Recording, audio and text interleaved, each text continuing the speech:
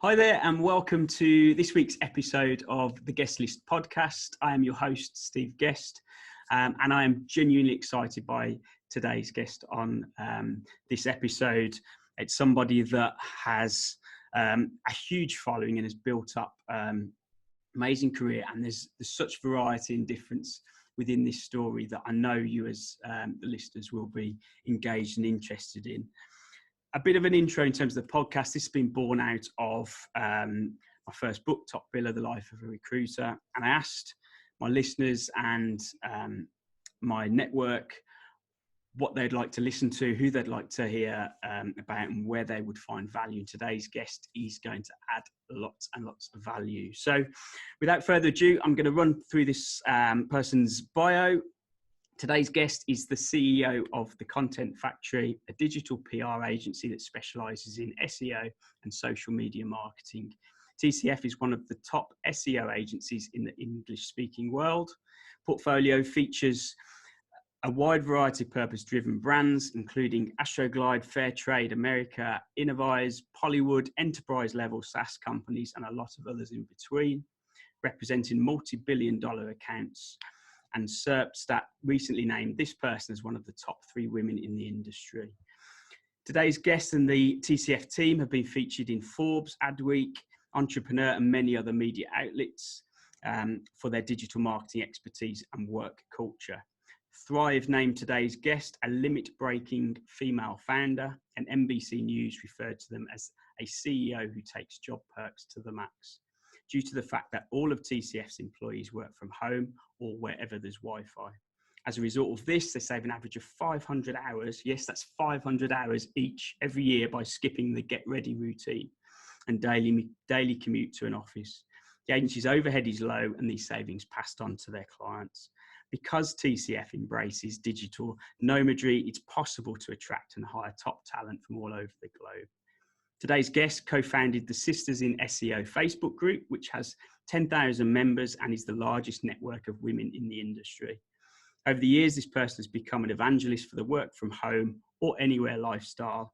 And in her spare time, she co-hosts the Workationing, I struggle with that word, podcast. I'll get used to say that in a minute, which follows her adventures in digital nomadry with friends as they travel the world and knock items off their bucket lists. So I'd love to create a warm welcome to today's guest, Kari DePhillips. Thank you so much for having me. I'm very excited to be here. I'm looking forward to getting to chat to you. So let's practice that word first. Workationing. Workationing. Workationing. I even practiced it off air. That's something I've got to get into my head. So welcome to the show. Thank you so much. That's some bio. So there's various parts within that bio that I want to get talking about straight away. Now, within the recruitment industry, and lots of our listeners within the recruitment world, I've been pushing the idea of creating that personal brand and maximizing your social media potential. I mean, talk to me about what a personal brand means to you and the ability to market that effectively. A personal brand can be everything. Especially in the business world. Certainly, I imagine that recruiters kind of intrinsically know this because they're probably scoping out the people they're recruiting on social media. They have an idea of what good looks like, right? And so you as a recruiter want to pass that sniff test at the bare minimum. Do you look legit? And there are a variety of ways to increase your legitimacy via media coverage or writing a book. Writing a book is a great way. That takes a long time. It's often easier and faster to get media coverage. And there are so many resources available that can put recruiters in direct contact with journalists who are looking for, experts for their stories about recruiting or business in general. I'm sure that recruiters really have their finger on the pulse of what's going on in various industries, more so than a lot of other people do. And so that makes you a really valuable expert for journalists or TV show hosts or, podcast hosts, for example. And there are a variety of ways that you can go about getting this media coverage. So I know, Steve, I emailed you a downloadable guide. I'm sure that's going to be in the show notes. So everything that I'm referencing will be available in the show notes. So click around and you'll find what you're looking for. HARO, if you're a US-based recruiter, HARO. It's called Help a Reporter Out. And it's a service that will email you hundreds of media queries, reporters who are looking for sources from their stories. And then you just respond answering the questions, following the guide that's in the show notes. And you'll get media coverage consistently so. I run 30-day Go Hard at HARO challenges a few times a year. And every single person who follows that guide ends up in 30 days with some media coverage. And from there, you can use that media coverage to build out your Wikipedia page so that you as a recruiter have a Wikipedia page. Or that gives you all kinds of fodder for social media, for your LinkedIn. People are going to start seeing you as more of an expert because you're quoted in Forbes or, you know, pick your poison. I've been featured in Fast Company more times than I can count, Forbes more times than I can count.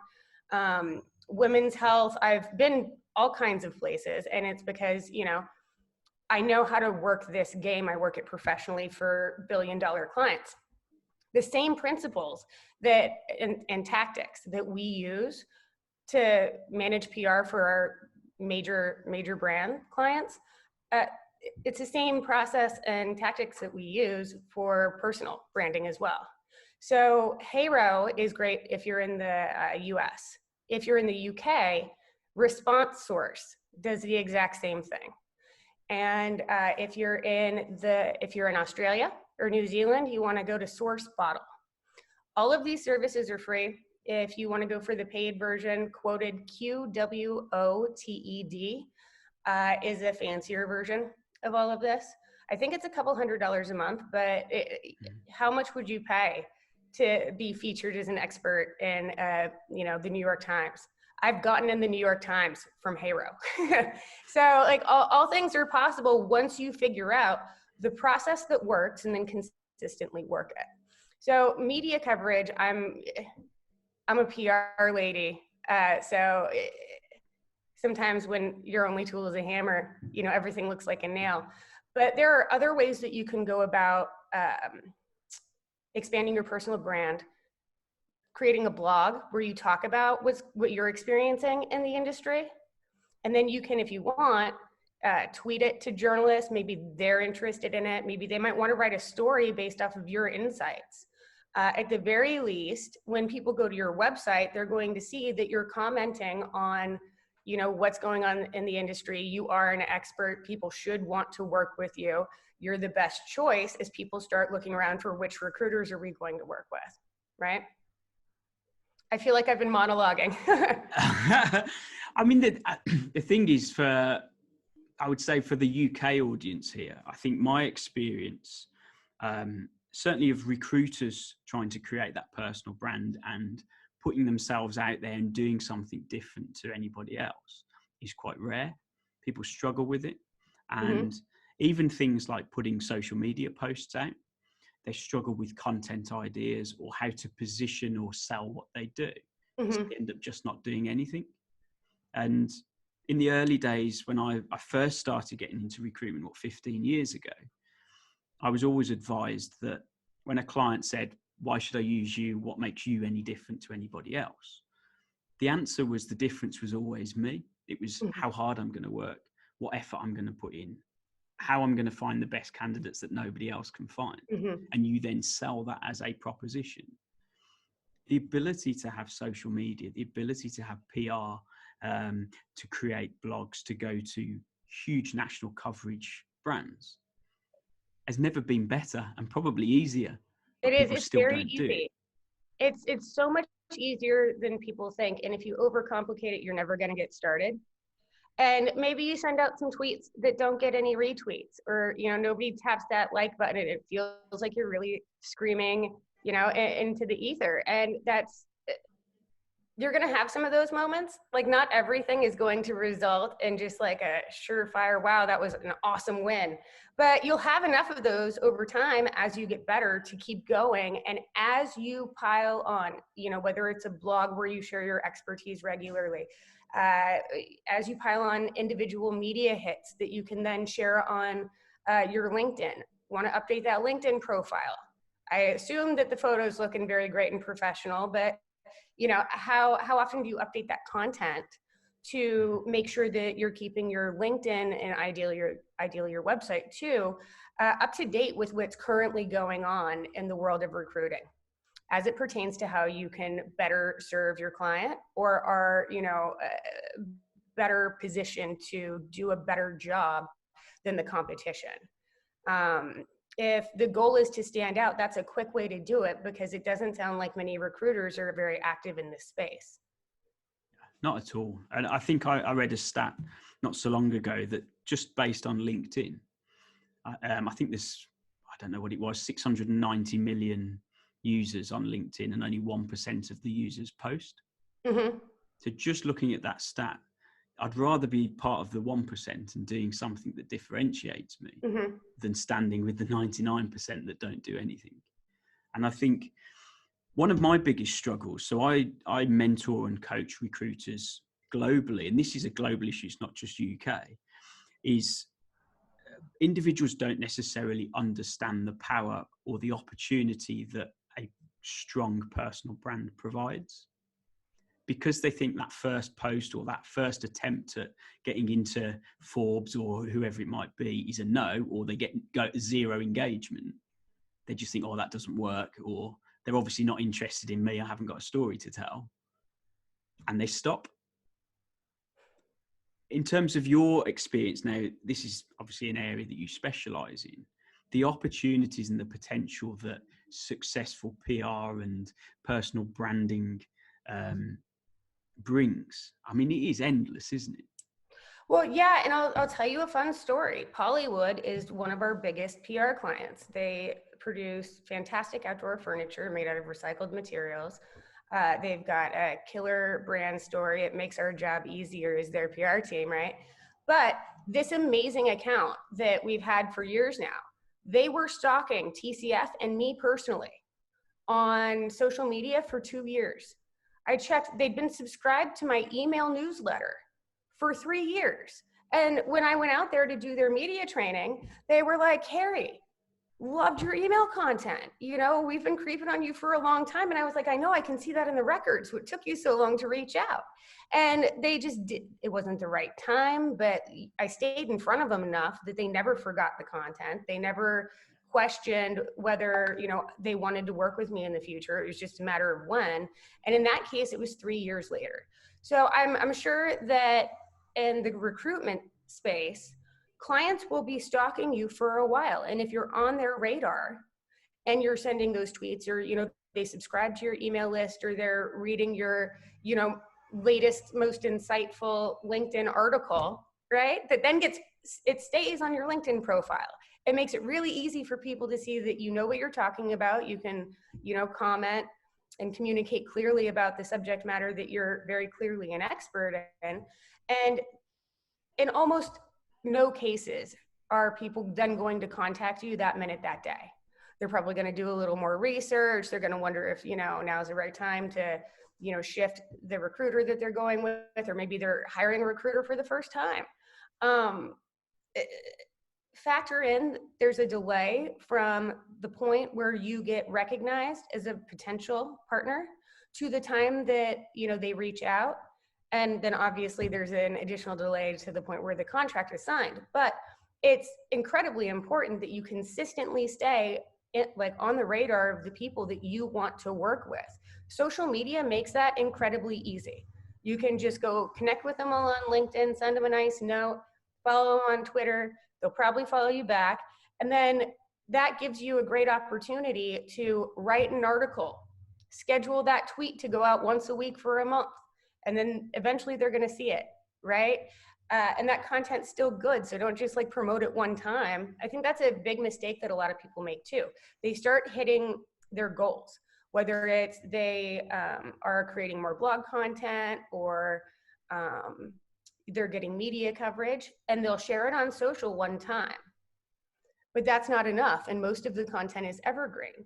So like schedule your media hits once a month, share your old blog content once a month. For as long as it's relevant, keep sharing it, because that gives you just an extra excuse and opportunity to get yourself in front of that target market, demonstrate your expertise, and hopefully convert them to hire you. It's a really good point actually there, because I would consider myself relatively active on social media across Facebook, Instagram, and LinkedIn. And obviously with the podcast and YouTube, it's growing consistently.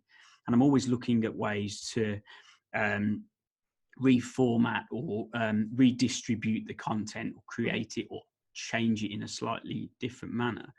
But the ability to constantly remind as well, you always feel, I think, as an individual, and I'm guilty in part, you've got to come up with new innovative content all the time, and you actually don't. You just need to repurpose it. Yeah, 100%. So Twitter is a fantastic example of this. If you have a tool like Hootsuite, which will enable you to schedule out your social media posts, you can schedule it to go out like once a month, or once a week, forever. And maybe you just change the wording around a little bit for some of them, but for a lot of it, it's okay to just let that same thing ride, as long as you're layering it in with other content. So you're not having stacked, here's the same article 3 tweets in a row, because that doesn't look like you know what you're doing, right? Yeah. But another opportunity, when you have a blog or a podcast or a YouTube channel, you can reach out to experts, interview them, and then chances make connections, and then get them to promote your content. Steve, I know you know this game, because you already asked me if I would share this on social, and I was like, I got you. I know how this works, But like, I can't imagine how many cool people you've met over the course of your podcast. It's about leverage, isn't it? And it's about helping each other, because it's a long-term journey of consistently showing up every day. Yeah. And you don't even have to show up a lot. You can really half-ass this, But if you consistently half-ass it, eventually you're going to get where you're going, or at least to the point where you recognize the value and then push harder at it.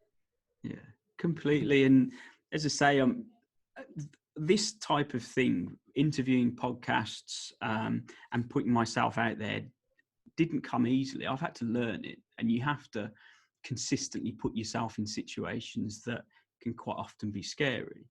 And reading some notes prior to chatting to you today, there was a great quote that I'd got off one of your write-ups, where it says the greatest risk is wasted potential. Yeah.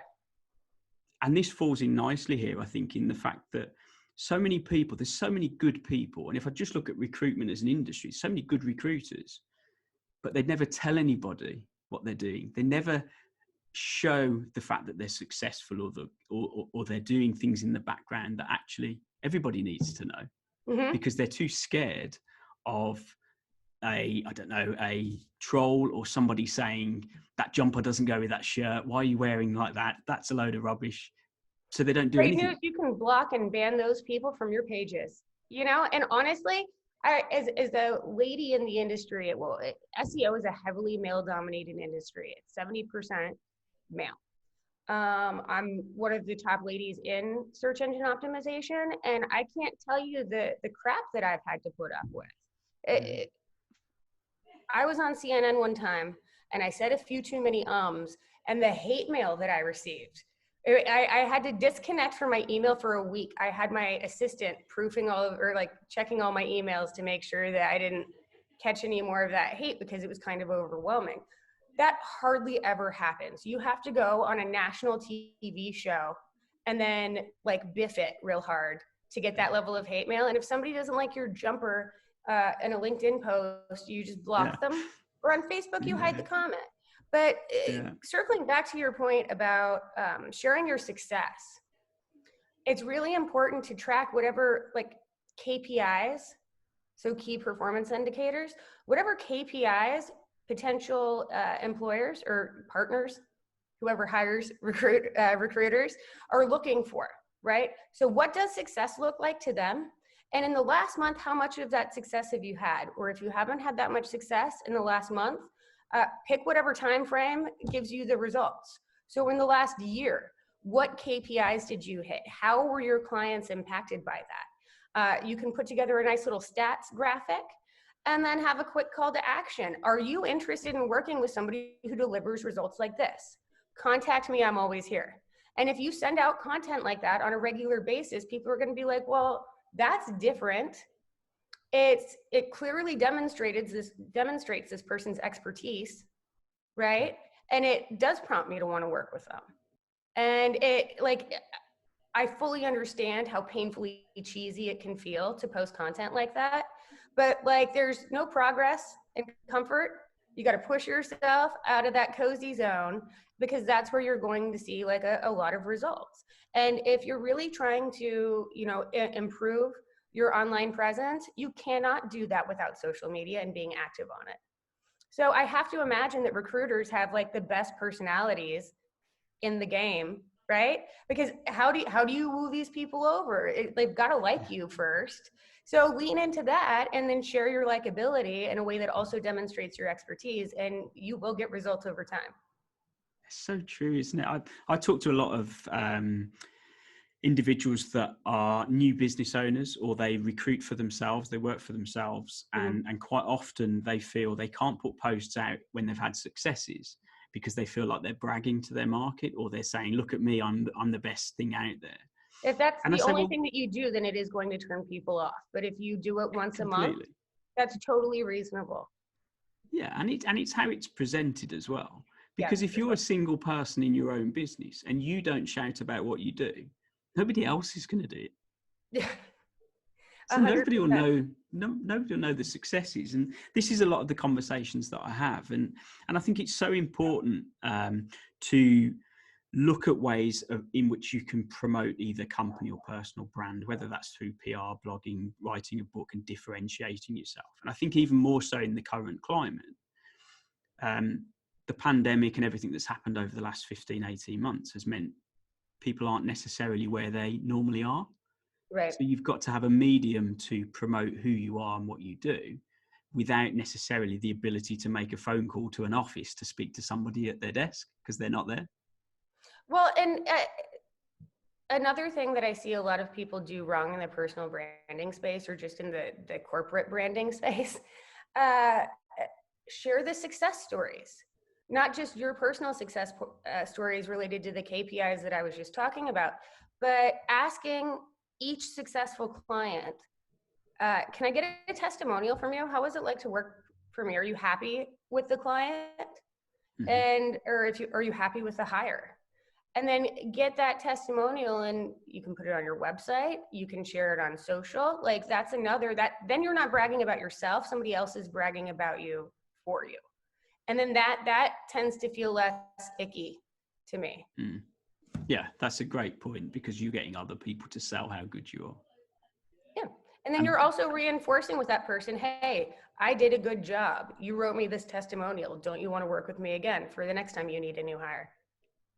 Completely. I've shared a story on a previous podcast where when I first started recruiting, I used to get testimonials off clients and candidates, and I'd get them to write something on letterhead, and I'd put it into a folder. I'd then take the folder to my next client meeting to say, this is what people are saying about me.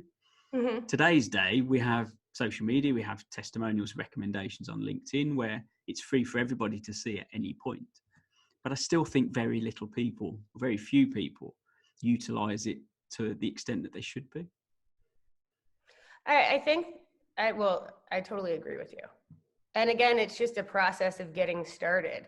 The first step is always the hardest, right? So if you're going to write a blog post and publish it on your website, it's really easy to shorten that blog post into a LinkedIn article, share it there so then it sticks on that page forever.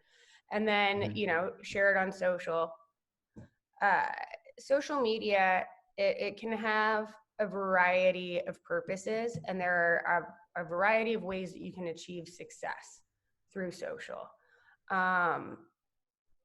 reaching out to people and asking if you can interview them for your blog or podcast or whatever the case may be. I can't recommend that course of action high enough. It's something that we do in all of our client blogs, just so that person, we get to tag them on social in the sharing. And then, they're good for the retweets, they're good for the likes every single time you share it. So it's a way of building and baking in content marketing and making sure that your content goes somewhere.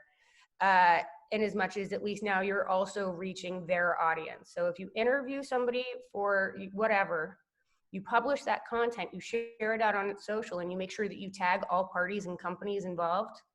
And if you start talking about Tim Ferriss at some point, you can be like, hey, at Tim Ferriss, you came up in conversation, wish you were there, right? And who's searching for Tim Ferriss? That might pop you some interest. You want to strategically pick who you're, partnering with and who you might be calling out to get on their radar. If you've really wanted to work with a particular company for a long time and you see that they just, made a huge charitable donation or whatever, that's a fantastic excuse to be like, another example of at company doing it right. They did XYZ, here's the link. Now, you have to understand that at the other end of every single corporate, any social media channel is one of my employees or somebody very similar to them. And all they're looking for is engagement. They're just like, God, will somebody please tweet at us today? Yeah. I will like it. I will retweet it. I will send you a Christmas card next year. What do we got to do to get some engagement on these pages? Because I have to write a report at the end of the month, right? So pro tip, businesses, if you at the company and at, maybe a contact at the business, are always good for retweets and shares, especially when you're complimenting them. And that's not when you're complimenting somebody else on a job well done, you're not looking smarmy and you're not being self-promotional, but the, back end purpose of this is to, again, just get on their radars. You're a very nice person. They should really want to work with you, and eventually they will. It's such a valuable point, and I think quite often it gets missed because everybody thinks it has to be content that you're creating to put out there. Just engaging with your market, your client base, your network of people, and showing an active interest and engagement with what's happening is as good an engagement as in putting your own individual posts out sometimes. Being associated with people. Well, and then they're going to care so much more about your content because you've already shown that you care about theirs. Yeah, it's reciprocating, isn't it? Yeah, exactly. And it's one of the reasons why we're talking now. It's everything that you've discussed. It's about creating those relationships, going and asking the questions. I was always advised from an early age, if you don't ask the question, the answer's always no. Right. So I'll always ask the question, even if I think I already know what the answer is, because you've got to ask it anyway. Yeah. I love that. And I love the fact that the promotion and the ability to just engage and tag people in, which is so important.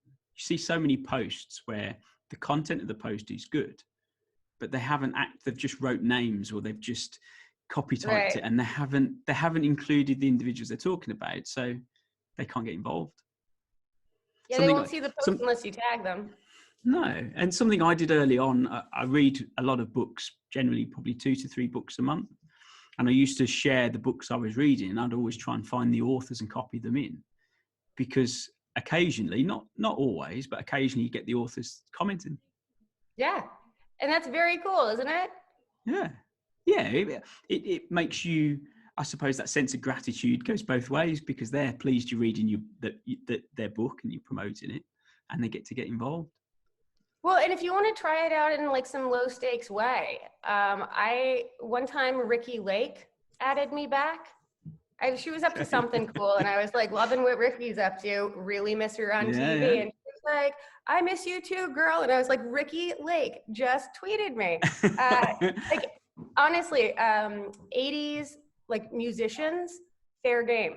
I got somebody, who was he? I don't remember his name even, but he played with Jefferson Starship. And he was Okay. really digging the vibes I was sending on Twitter that day. Yeah. So I was just like, I love this song. So like beyond business, like just everyone has personal interests. Everyone has hobbies. Maybe Jefferson Starship isn't your favorite band, but like know that that guy's alive on Twitter and is good for a retweet, you know? Yeah. You can use social media for all kinds of really cool things. Facebook groups are, that's how I created Sisters in SEO. We now have 10,000 women and gender diverse folks in, you know, like I said, a very heavily male dominated industry. And we're sharing tips, sharing knowledge. There's jobs over there all the time. Facebook groups. We haven't talked about Facebook groups, but I'm sure there are groups for recruiters, by recruiters. If not, go ahead and start one. It took me less than 3 years to get 10,000 ladies in SEO over to where I was at. And new people join every single day. My Workationing Facebook group has over 5,000 members in it. And like, that is a fantastic way. This is how I came across all of my press trips. I got to go to India for free. That was through that group. And so if maybe it's like recruiters answering questions or hiring questions, and maybe the goal is to not just get recruiters in there, but also get the types of people who hire recruiters. If you're strategic about the Facebook groups that you either create or participate in, there is gold in them there hills. Oh, it's a great opportunity. We talked a little bit off air before we started this. Start of the pandemic, my first book, Top Biller, had done really well. And off the back of that, I was getting lots of conversations and questions about recruitment and how to do certain things. I created a 12-week recruitment mastery program, which is an online virtual training program. And off the back of that, there was more questions. So I created a Facebook group, which has now got, I think it's about 1,200 members. It's a free Facebook group. And it's just a great place for recruiters of any ages, any experience to go in there and ask questions.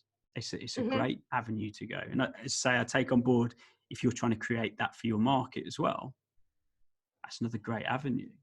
One of the things I really wanted to chat to you about, and we've covered lots of things on personal brand, and there's an element within your bio that sends my brain into overdrive. I am borderline OCD, spreadsheet savvy, likes things in a set order, do not cope with change very well. And all these things is exactly what my wife will tell you as well. If it disrupts my normal 9 to 5, then I'm in trouble. It's the ability to work from home. It's the ability to work from anywhere where there's a Wi-Fi signal. What was the motivator for that? What made you think along those sorts of lines to do that? Long story short, I worked in advertising, had a creepy boss, and it was my dream job. It was a very cool job downtown, but like I needed to get out, and I had a friend who was a writer, and so I knew that could be an option. So I got on Craigslist and I started applying to 50 writing jobs a day. And within 3 months, I had replaced my, dream job with a very good salary in advertising with freelance content work. Turned out basically all of that was search engine optimization content work.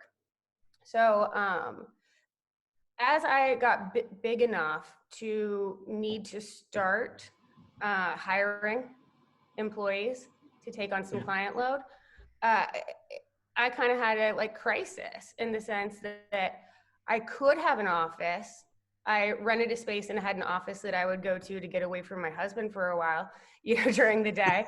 But usually I really valued working from home. You mentioned this in my bio, but just to, reiterate it a little clearer, every single person on my team saves an average of 500 hours a year on getting ready to go to a job and then commuting to and from that job, figuring national average commute times, right? The stats are not rigged on this one. For women, it's even more. I have a very challenging hair texture that takes me 45 minutes to wrestle with if I'm even trying to get anywhere with it, right? Some people are more wash and go. So your mileage may vary, but for women in particular that get ready to do a job you're all ready to do routine, it's unpaid labor. I personally really wanted to reclaim that time. And when I started considering the benefits of creating a fully remote agency, I mean, it was just, the decision was super clear. Number one, I'm not limited. I was in Pittsburgh, Pennsylvania at the time. I'm not limited to the talent that I can find within like a 30 square mile of my like personal little dot in Pittsburgh. Mm-hmm. When you open up the field to, remote candidates, the talent gets better because the talent pool is bigger, and it also gets cheaper because, for a variety of reasons. If you're in New York City, bringing somebody in to, an office in New York City is going to cost you more than if you hire a freelancer in Omaha on average, right? Again, your mileage may vary. So from a talent perspective, that was a key driving force for me, even more so than the overhead savings, because I was having a hard time finding good writers. And I do not think that my agency would have the credibility or be where it's at that it is today. We've been in business for almost 11 years without having that remote talent pool to source from. Because if I were to just stay in Pittsburgh, I would have had a really tough go out of it. And also I'd be doing the hair and makeup routine every day, which I already told you I don't like, But then once I got through that, it was just like, okay, I'm doing this for these reasons. Then I really saw the larger benefits that I had never considered before. So if you can work from home, you can work from anywhere.